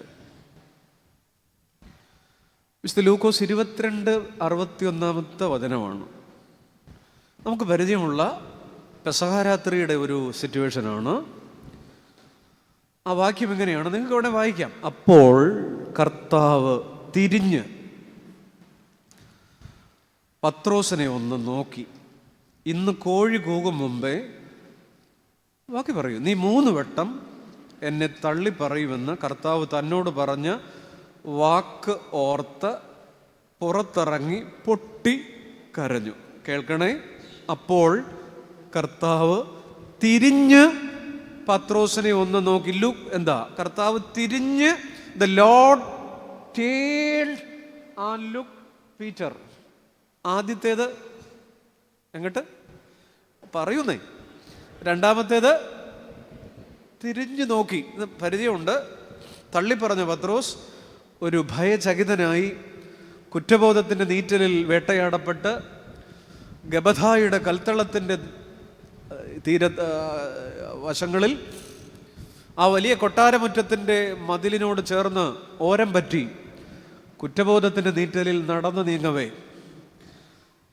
അകലം വിട്ട് നടന്നു നീങ്ങവേ, യേശു തിരിഞ്ഞ് പത്രോസിനെ ഒന്ന് നോക്കി. രണ്ടാമത്തെ നോട്ടത്തിന് ഞാനൊരു പേര് വിളിക്കുകയാണ്, വീഴ്ചകളെ വീണ്ടെടുപ്പാക്കിയ നോട്ടമാണ്. Looks the transformed falls to redemption. Falls to redemption. Looks the transform falls to redemption. വീണു പോയ ഒരാളാണ്, പക്ഷേ ഒരു നോട്ടം കൊണ്ട് വീണ്ടെടുത്തു. ഒരു നോട്ടം കൊണ്ട് ഈ തിരിഞ്ഞു നോക്കുക. നിങ്ങൾ ഒത്തിരി ഇവിടെ ചിലർ പ്രാർത്ഥിച്ചുകൊണ്ടിരിക്കുന്നുണ്ട്. അവിടെ അങ്ങനെ ഇരിക്കാതെ പിന്നെ പ്രാർത്ഥിക്കാം. എന്നെ നോക്കിക്കേ. ഈ തിരിഞ്ഞു നോട്ടത്തിൻ്റെ അർത്ഥം എന്താ? തിരിഞ്ഞു നോക്കുക എന്ന് പറഞ്ഞാൽ അങ്ങനെ അർത്ഥമൊന്നുമില്ല. എപ്പോൾ വേണമെങ്കിലും തിരിഞ്ഞു നോക്കാമല്ലോ. തിരിഞ്ഞു നോട്ടം ഓർമ്മിപ്പിക്കലുകളുടെ നോട്ടമാണ്. നമ്മളൊരു കുട്ടിയോട്, നമ്മുടെ കുട്ടിയോട്, 1ാം ക്ലാസ്സിൽ പഠിക്കുന്ന കുട്ടിയോട് അതെടുക്കരുത്, തൊടരുത്, നമ്മൾ നമ്മുടെ കാര്യം നോക്കി അടുത്ത ജോലി ചെയ്തുകൊണ്ടിരിക്കുമ്പോൾ അവൻ പിന്നെ അതെടുക്കുകയാണ്. നമ്മൾ പിന്നെ ഒന്നും പറയണ്ട, തിരിഞ്ഞു നോക്കിയാൽ മതി. ഓരോ തിരിഞ്ഞു നോട്ടവും ഓർമ്മപ്പെടുത്തലുകളുടെ നോട്ടമാണ്. പത്രോസിന് ഓർമ്മകളുടെ നിഘണ്ടു തുറന്ന നോട്ടമാണിത്. ശരിയല്ലേ? പിള്ളേരെ വളർത്തുന്നവരല്ലേ? ശരിയല്ലേ? തിരിഞ്ഞു നോട്ടത്തിൻ്റെ മറ്റൊരു പ്രത്യേകത, അത് തീരാത്ത സ്നേഹത്തിൻ്റെ നോട്ടമാണ്. ഇപ്പം നിങ്ങളുടെ ഭർത്താവ് ലീവ് കഴിഞ്ഞിട്ട് കുവൈറ്റിന് തിരിച്ചു മടങ്ങുകയാണ്. വീട്ടിൽ നിന്ന് ഇനി 1 വർഷം 2 വർഷം കഴിഞ്ഞ് അദ്ദേഹം വരുള്ളൂ. വീട്ടിൽ നിന്ന് സ്നേഹചുംബനം നൽകി ബൈ ബൈ പറഞ്ഞ് ഉള്ളിൽ തുടിക്കുന്ന വിതുമ്പലോടെ ആ മനുഷ്യൻ പടിക്കെട്ടിറങ്ങി. ഗേറ്റിൻ്റെ അവിടെ വണ്ടി എത്തിയിട്ടുണ്ട്. പക്ഷെ ഗേറ്റിൻ്റെ അവിടെ എത്തുന്നതിന് മുമ്പ് ഒരു 2-3 തവണ മിണ്ടു. നിങ്ങൾ ഉറങ്ങാണോ? 2-3 തവണ പറയൂ, തിരിഞ്ഞു നോക്കും. എന്നാൽ നിങ്ങളുടെ വീട്ടിൽ പത്രം കൊണ്ടിടുന്നയാൾ രാവിലെ ഇട്ടിട്ട് പോകുമ്പോൾ ഒരു 3-4 തവണ ഇല്ല. ഗ്യാസ് സിലിണ്ടർ കൊണ്ടുവച്ചിട്ട് ആ ചെറുപ്പക്കാരൻ പോകുമ്പം ഒരു 3-4 തവണ നോക്കില്ല. പക്ഷെ നിങ്ങളുടെ കെട്ടിയോൻ അങ്ങനെയാണ്. കാരണം തീരാത്ത സ്നേഹത്തിലാണ് പിന്നെയും പിന്നെയും തിരിഞ്ഞു നോക്കുക. മതിയാകാത്ത നോട്ടാണ്. പത്രോസിന് വല്ലാത്ത സ്നേഹമുള്ള ഒരാളാണ് കർത്താവ്. യേശുവിൻ്റെ സ്നേഹത്തിൻ്റെ അടിമട്ട് വരെ കുടിച്ച ഒരാളാണ് ആ കാസായിൽ നിന്ന് പത്രോസ്. ഇപ്പം ഇങ്ങനെ പിന്നെയും പിന്നെയും തിരിഞ്ഞു നോക്കിയത് എന്നിട്ടും നീ തെറ്റിപ്പോയല്ലോ എന്നാണ്. എന്നിട്ടും തിരിഞ്ഞു നോട്ടത്തിൻ്റെ അർത്ഥം പൊള്ളലുകളുടെ നോട്ടമാണ്. പത്രോസ് കരഞ്ഞതിൻ്റെ കാരണം പൊള്ളിയിട്ടാണ്. യേശു തിരിഞ്ഞു നോക്കിയപ്പോൾ പൊള്ളുകയാണ്. ആഴക്കടലിൽ ഒറ്റത്തോർത്ത് മാത്രം ഉടുത്ത് മെനഞ്ഞാന്ന് മത്തിയെ അതിലെ പിടിച്ചിരുന്ന പത്രോസിന് ഒരു തണുപ്പുമില്ലായിരുന്നു, വലിയ മുക്കുവന്. പക്ഷെ ഇന്ന് രാത്രി കൊട്ടാരത്തിൻ്റെ വളപ്പിലായിട്ട് പോലും, തൻ്റെ ദേഹത്ത് വസ്ത്രങ്ങൾ ഉണ്ടായിട്ട് പോലും അയാൾക്ക് ഭയങ്കര തണുപ്പാണ്. അതുകൊണ്ടാണ് തീ കായാൻ പോയിരുന്നത്. പക്ഷെ ആ തീ പത്രോസിൻ്റെ തണുപ്പ് മാറ്റിയില്ല. കാരണം പത്രോസിന് തണുപ്പ് പുറത്തല്ലായിരുന്നു, അകത്തായിരുന്നു. നീതി സൂര്യനിൽ നിന്ന് അകന്നു പോയവൻ അകലം വിട്ടു പിൻചെന്നു എന്നാണ്. നീതി സൂര്യനിൽ നിന്ന്, നീതി സൂര്യനായ ക്രിസ്തുവിൽ നിന്ന് അകന്നു പോയവന് ബാഹ്യമായ ശീതമല്ല, ആന്തരിക ശീതമാണ്. ആന്തരിക ശൈത്യത്തെ പുറത്തെ തീ കൊണ്ട് തണുപ്പിക്കാൻ ശ്രമിച്ച പൊട്ടത്തരാണ് അവിടെ നടന്നത്. ആന്തരിക ശൈത്യത്തെ ബാല്യക്കാരത്തിയുടെ മുന്നിൽ തീ കൊണ്ട് പത്രോസിന്റെ തണുപ്പ് മാറില്ല. ഉള്ളിലെ തണുപ്പ് മാറാൻ യേശുവിൻ്റെ നോട്ടം വേണ്ടി വന്നു. അയാൾ ഉള്ളു പൊള്ളുമ്പോഴാണ് ഒരാൾ കരയുന്നത്. പത്രോസിന്റെ ക്രിസ്തുവിന്റെ നോട്ടം കൊണ്ട് ഉള്ളു പൊള്ളിയപ്പോൾ he wept bitterly. He went out of the palace. അയാൾ പുറത്തേക്ക് ഇറങ്ങി പൊട്ടിക്കരഞ്ഞു. ഒരാൾ അകലം വിട്ടു പിൻചെന്നു എന്നല്ലേ നമ്മൾ വായിക്കുക. അകലം കൂട്ടുന്നത് എപ്പോഴാ? നമ്മൾ വീട്ടിനകത്ത് ബന്ധങ്ങൾക്കകത്തൊക്കെ അകലം ബോധപൂർവം കൂട്ടും, അല്ലേ? അല്ലാതെ കൂടും എപ്പോഴാ? അതിരുകൾ ഭേദിക്കുമ്പോഴാണ് അകലം കൂടുന്നത്. ഇന്നലെ രാത്രി അല്ല, ഇന്ന് രാത്രി ആ മാളികയിൽ 13 പേര് ഒരുമിച്ചിരുന്ന് അപ്പത്തിന്റെ കഷണം അല്ല, അപ്പത്തിന്റെ കഷണമല്ല, വെളിച്ചത്തിന്റെ തുണ്ട് കുർബാന പങ്കുവച്ചവരാണ്. ഒരേ മേശയിൽ പങ്കുചേർന്നവർ, ഒരേ മേശയിൽ പങ്കുചേർന്നവർ. പക്ഷേ പത്രോസിന് മറ്റു ചില ലക്ഷ്യങ്ങൾ, അതിര് ഭേദിച്ചു. ആ സർക്കിളിൻ്റെ അതിര് ഭേദിച്ചപ്പോൾ അകലം വിട്ടു. നമ്മുടെ വീടുകളിൽ ഇത് നടക്കുന്നുണ്ട്. അതിരുകൾ ഭേദിക്കുമ്പോഴാണ് ഭാര്യ ഭർത്തൃബന്ധത്തിൻ്റെ അകലം കൂടുന്നത്. നമ്മുടെ അതിരുകൾ നിശ്ചയിക്കുന്ന ഏതാണ്? സ്മാർട്ട് ഫോൺ ആണോ? നമ്മുടെ അതിരുകൾ നിശ്ചയിക്കുന്നത് സോഷ്യൽ മീഡിയ ആണോ? നമ്മുടെ അതിരുകൾ നിശ്ചയിക്കുന്നത് ആരാണ്? വോളിബോൾ കോർട്ടിലെ മാഞ്ഞുപോയ കുമ്മായ വര പോലെ കാണപ്പെടാവതല്ലാത്തൊരു വേലി ഏതിനു ചുറ്റുമുണ്ടായിരുന്നു. ആദാം അതിര് ഭേദിച്ചപ്പോൾ അകലം കൂട്ടി, വൃക്ഷത്തലപ്പിൽ മറഞ്ഞു നിന്നു. മുടിയൻ പുത്രൻ, അങ്ങനെ വിളിക്കാൻ പാടില്ല എങ്കിലും ധൂർത്തപുത്രൻ അപ്പനുമായുള്ള അതിര് ഭേദിച്ചപ്പോൾ അയാൾക്കൊരു ഡിസെൻഷൻ, ഒരു അവരോഹണം സംഭവിച്ചു. നമുക്കൊക്കെ ഒരു തിരിഞ്ഞുനോട്ടം ആവശ്യമാണ്. നമ്മുടെ വീടിനകത്ത് അകലം കൂടിയിരിക്കുന്നു. അന്യഭാഷയല്ല വേണ്ടിയത്, അകലം കുറയ്ക്കുന്ന ആത്മാവിൻ്റെ ഭാഷയല്ലോ വേണ്ടത്. ദേശമല്ല ഉണർന്നിടുവാൻ, യേശുവിനെ ഉയർത്തിയിടുവാൻ നീ പാടിക്കോ, ദേശം ഉണർത്തുന്നത് കൊള്ളാം. അന്യഭാഷയല്ല വേണ്ടിയത്, അകലം കുറയ്ക്കുന്ന ആത്മാവിൻ്റെ ഭാഷയാണ്. പത്രോസിൻ്റെ അകലം കുറച്ച ആത്മാവിൻ്റെ ഭാഷയായിരുന്നു യേശുവിൻ്റെ നോട്ടം. മനസ്സിലാകുന്നുണ്ടോ? ഒരു നോട്ടം.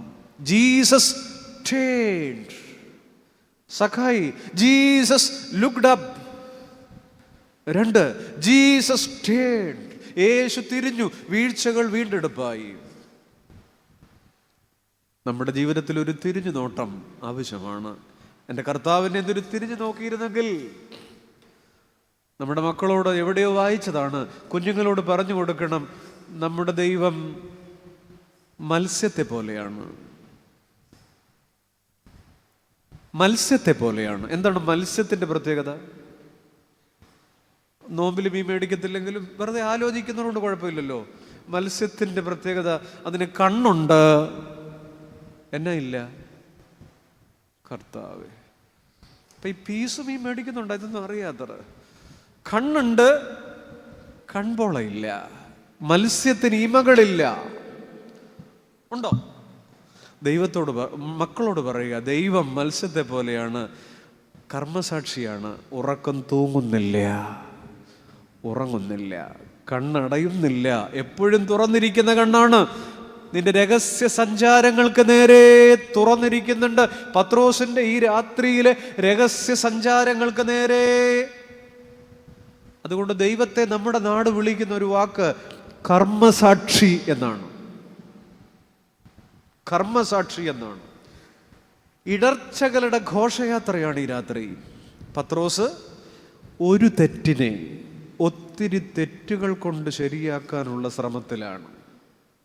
അയാളൊരു ചെയ്ത തെറ്റുപോയി, അറിയില്ലെന്ന് പറഞ്ഞു. പിന്നെ പിന്നെ പിന്നെ കാണുന്നവരോടൊക്കെ അറിയില്ലെന്ന് പറഞ്ഞു. ഒരു തെറ്റിനെ ഒത്തിരി തെറ്റുകൾ കൊണ്ട് ശരിയാക്കുന്ന ശ്രമത്തിലാണ്. അങ്ങനെ വരുമ്പോൾ അകലം കൂടും. ചങ്ങാതി, നമ്മൾ ചെയ്യണത് എന്താ? നമുക്ക് സംഭവിച്ച ആ ഒരു തെറ്റിനെ പിന്നെ ഒത്തിരി കള്ളങ്ങൾ കൊണ്ടാണ് നമ്മൾ ശരിയാക്കാൻ പോകുന്നത്. ഒരു തിരിഞ്ഞു നോട്ടം കിട്ടിയിരുന്നെങ്കിൽ അപ്പാ. നമ്മുടെ ആന്തരികതയിലേക്കൊന്ന് ഇറങ്ങിയേ, ജീർണിച്ച ആന്തരികതയിലേക്ക്. നമുക്ക് സംഭവിച്ച ആദ്യത്തെ തെറ്റിനെ പിന്നെ പിന്നെ കുറേ കള്ളങ്ങൾ കൊണ്ട്, കള്ളം പറഞ്ഞുമൊക്കെ ശരിയാക്കാൻ. പഴയ നിയമത്തിൽ ഊരിയാവ് സംഭവത്തിൽ ദാവീദിന് പറ്റിയതും ഇതാ. ഒരു അബദ്ധം പറ്റി, അബദ്ധമല്ല പറയാൻ പാടില്ല, അബദ്ധം, ഒരു തെറ്റുപറ്റി. പിന്നെ അയാൾ വ്യഭിചാരം എന്ന തെറ്റിനെ കൊലപാതകം എന്ന തെറ്റുകൊണ്ട് ശരിയാക്കാൻ ശ്രമിക്കുകയാണ്. ഒരു തെറ്റിനെ. നമ്മളും പല നേരങ്ങളിൽ ഈ സ്നേഹത്തിന്റെ അങ്ങാടിയിൽ നിറയെ നുണകളുടെ വ്യാപാരമാണ്. നമ്മുടെ വീടൊക്കെ സ്നേഹത്തിന്റെ അങ്ങാടിയാണ് ആവേണ്ടതാണ്. സ്നേഹത്തിന്റെ അങ്ങാടിയിൽ നിറയെ നുണകളുടെ വ്യാപാരമാണ്. മുറിഞ്ഞ ബന്ധത്തിൽ ഒരു തിരിഞ്ഞു നോട്ടം കിട്ടിയിരുന്നെങ്കിൽ നമ്മുടെ ഏറ്റവും വലിയ ഭാഗ്യം എന്താണെന്നറിയാം? നമ്മൾ സ്നേഹിക്കുന്നു എന്നുള്ളതല്ല. നമുക്ക് സ്നേഹിക്കാൻ ഒത്തിരി പേരുണ്ട്, നമുക്ക് സ്നേഹിക്കപ്പെടുന്നു എന്നുള്ളതാണ്. പത്രോസിന്റെ ഭാഗ്യം ഈ രാത്രി അയാൾ സ്നേഹിക്കുന്നു എന്നുള്ളതല്ല, അയാൾ സ്നേഹിക്കപ്പെടുന്നു എന്നുള്ളതാണ്. അതുകൊണ്ടല്ലേ നോട്ടം കിട്ടിയത്. അയാൾ അകന്നിട്ടും ഞാൻ പറയും അതുമല്ല. നമ്മൾ സ്നേഹിക്കുന്നു എന്നുള്ളതല്ല, നമ്മൾ സ്നേഹിക്കപ്പെടുന്നു എന്നുള്ളതുമല്ല, നമ്മളായിരുന്നിട്ടും സ്നേഹിക്കപ്പെടുന്നു എന്നുള്ളതാണ്. എത്ര പേർക്ക് ഇത് മനസ്സിലാക്കാൻ പറ്റുന്നുണ്ട്? നമ്മൾ ഇത്രയും പാളിയിട്ടും ഇത്രയും ഇടറിയിട്ടും നമ്മളായിരുന്നിട്ടും കണ്ണ് നിറയാൻ ഒത്തിരി കാരണമൊന്നും വേണമെന്നില്ല.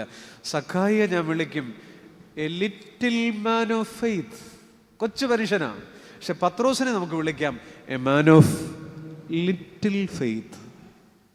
അതൊരു രസമുള്ള ഒരു പ്രയോഗമാണ്. സഖായിക്ക് നീളം കുറവാ. A little man of faith. വിശ്വാസത്തിൻ്റെ ഒരു ചെറിയ വലിയ മനുഷ്യൻ. പത്രോസ് a man of little faith. പത്രോസിന് ഉയരമൊക്കെ ഉണ്ട്, വിശ്വാസം. ഇവർ തമ്മിലുള്ള വ്യത്യാസം ഇതാണ്. A little man of faith and a man of little faith. നമ്മൾ ആരാ? നമുക്ക് ഉയരമൊക്കെ ഉണ്ടല്ലോ, തണ്ടും തടി വലിപ്പം ഉണ്ടല്ലോ. നമ്മൾ മാൻ ഓഫ് ലിറ്റിൽ ഫെയ്ത്ത് അല്ലേ? പത്രോസിനെ യേശു തിരിഞ്ഞു നോക്കിയതിൻ്റെ അർത്ഥം ഒറ്റ വാക്കേ ഉള്ളൂ: നീ എവിടെയാണ്? നീ എവിടെയാണ്? ആദമേ, ആദമേ.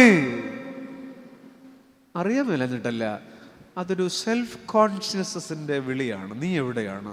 ചന്തയിൽ ഈ 6-ാം മണിയിലും മെനക്കെട്ട് നിൽക്കുകയാണോ? 5-ാം ദിവസമായിട്ടും അതിനകത്തൂടെ നമ്മളൊന്ന് പോകാൻ നോക്കിയേ.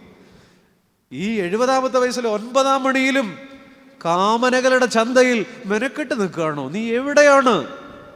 കർത്താവേ, ഞാനൊരു ഐഡിൽ, ഞാനൊരു വല്ലാത്ത നിൽപ്പിലാണ്. ഗുരുവിൻ്റെ നോട്ടം, ആ നോട്ടം കിട്ടിയപ്പോഴേ കരഞ്ഞു, പൊട്ടിക്കരഞ്ഞു. Peter wept. നമ്മുടെയൊക്കെ ജീവിതത്തിൽ ഇത്രയേ ഉള്ളന്നേ. പത്രോസ് വലിയ പുള്ളിയാണ്. എത്ര അമർത്തി പിടിച്ചാലും പൊട്ടിപ്പോകുന്നൊരു നിലവിളി നമ്മുടെയൊക്കെ അകത്തിരിപ്പുണ്ട്. ഇത്രയൊക്കെ ബലം പിടിച്ചിട്ടൊക്കെ നമ്മളിവിടെ നടക്കുന്നു എന്നുള്ളതേ ഉള്ളൂ.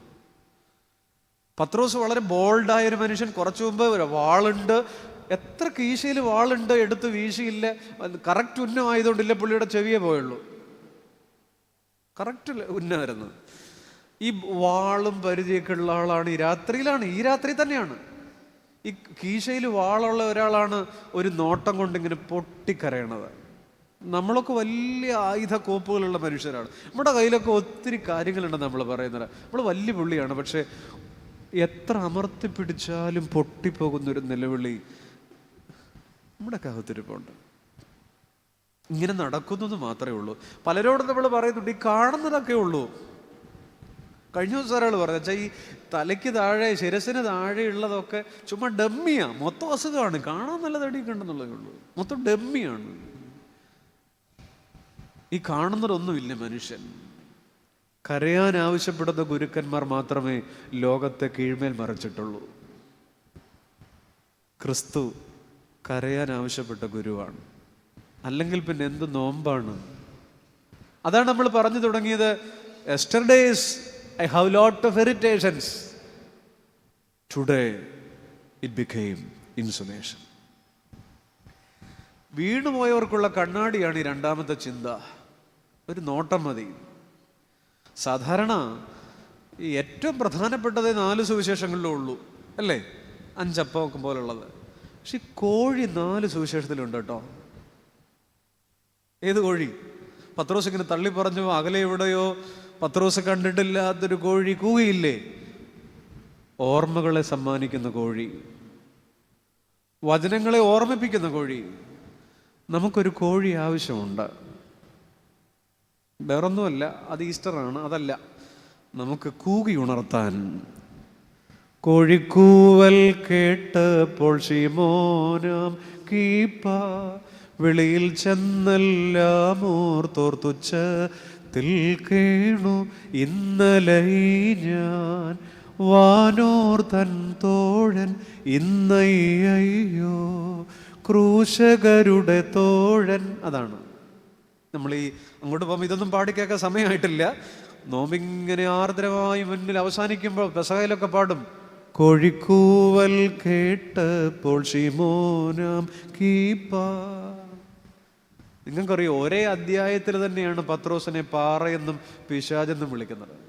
ഇത് തമ്മിൽ വലിയ ദൂരമൊന്നുമില്ല. നമ്മളത്രേ ഉള്ളൂ. പാപം വാതിൽക്കൽ കിടക്കുന്നതാണ്. പാപം മാന്നാർ കവലയിലല്ല, പാപം ചെങ്ങന്നൂരും അല്ല, പാപം വാതിൽക്കൽ നമ്മുടെ എല്ലാത്തിനോടും ചേർന്നു. വെളിയിൽ ചെന്നെല്ലാമോർത്തോർത്തുച്ചത്തിൽ കേണു.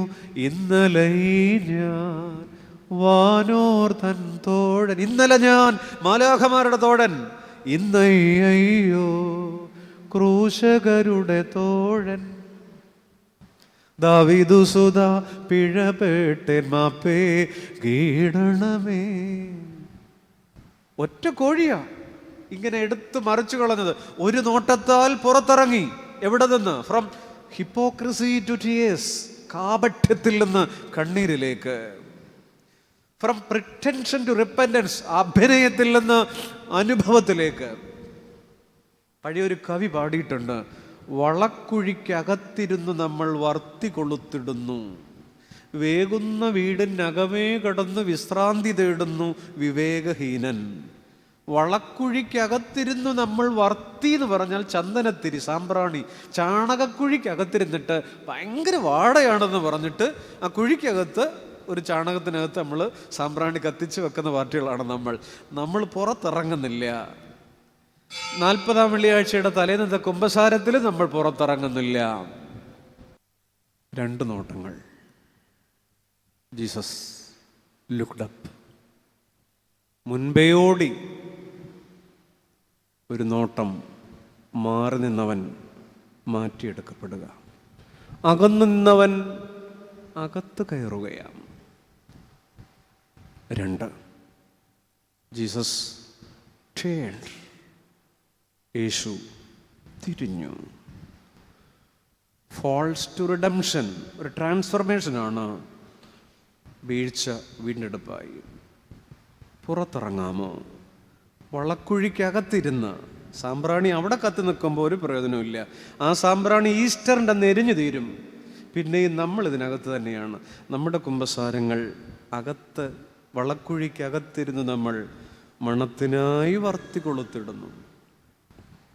പാപവും ഭാരവും വിട്ടു ഞാൻ ഓടുമാ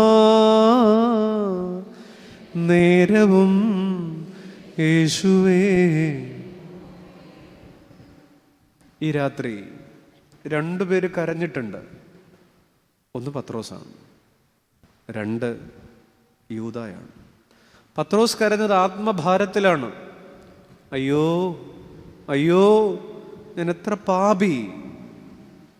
യൂദ കരഞ്ഞത് ആത്മനിന്ദയിലാണ്. അയ്യോ അയ്യോ ഞാൻ എത്ര വിഡ്ഢി.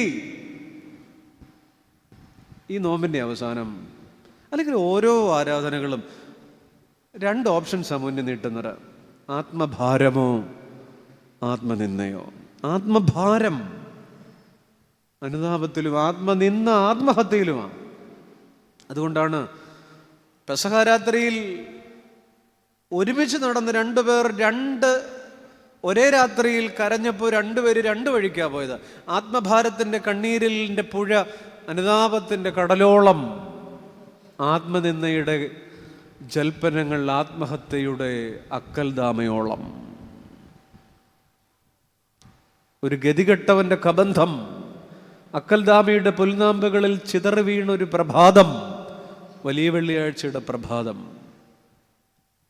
ആത്മഭാരമോ ആത്മനിന്ദയോ? വീണ്ടും പറയട്ടെ, ആത്മഭാരം അനുതാപത്തിൻ്റെ പുഴയിലൊഴുകി അനുതാപത്തിൻ്റെ കടലോളം, ആത്മനിന്ദയുടെ ജൽപ്പനങ്ങൾ അക്കൽദാമയുടെ താഴ്വരയോളം.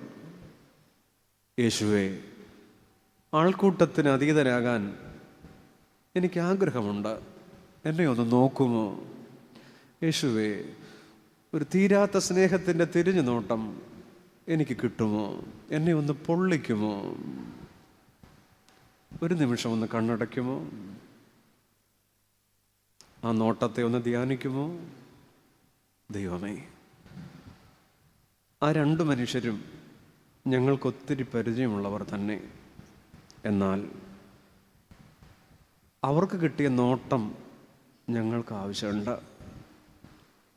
ഞങ്ങളുടെ ആത്മാവിനെ ഈ നോട്ടം കൊണ്ട് മുറിപ്പെടുത്തണമേ. ഒന്ന് മൗനമായി പ്രാർത്ഥിക്കാമോ? ഓ സ്നേഹജ്വാലയേ, എന്നാത്മാവിനെ മൃദുവായി മുറിപ്പെടുത്തേണമേ.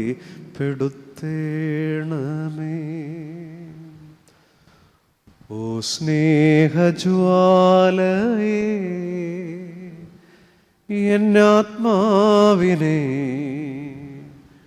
മൃദുവായി മുറിപ്പെടുത്തേണമേ. ദൈവജനമേ, സ്നേഹവന്ദനം.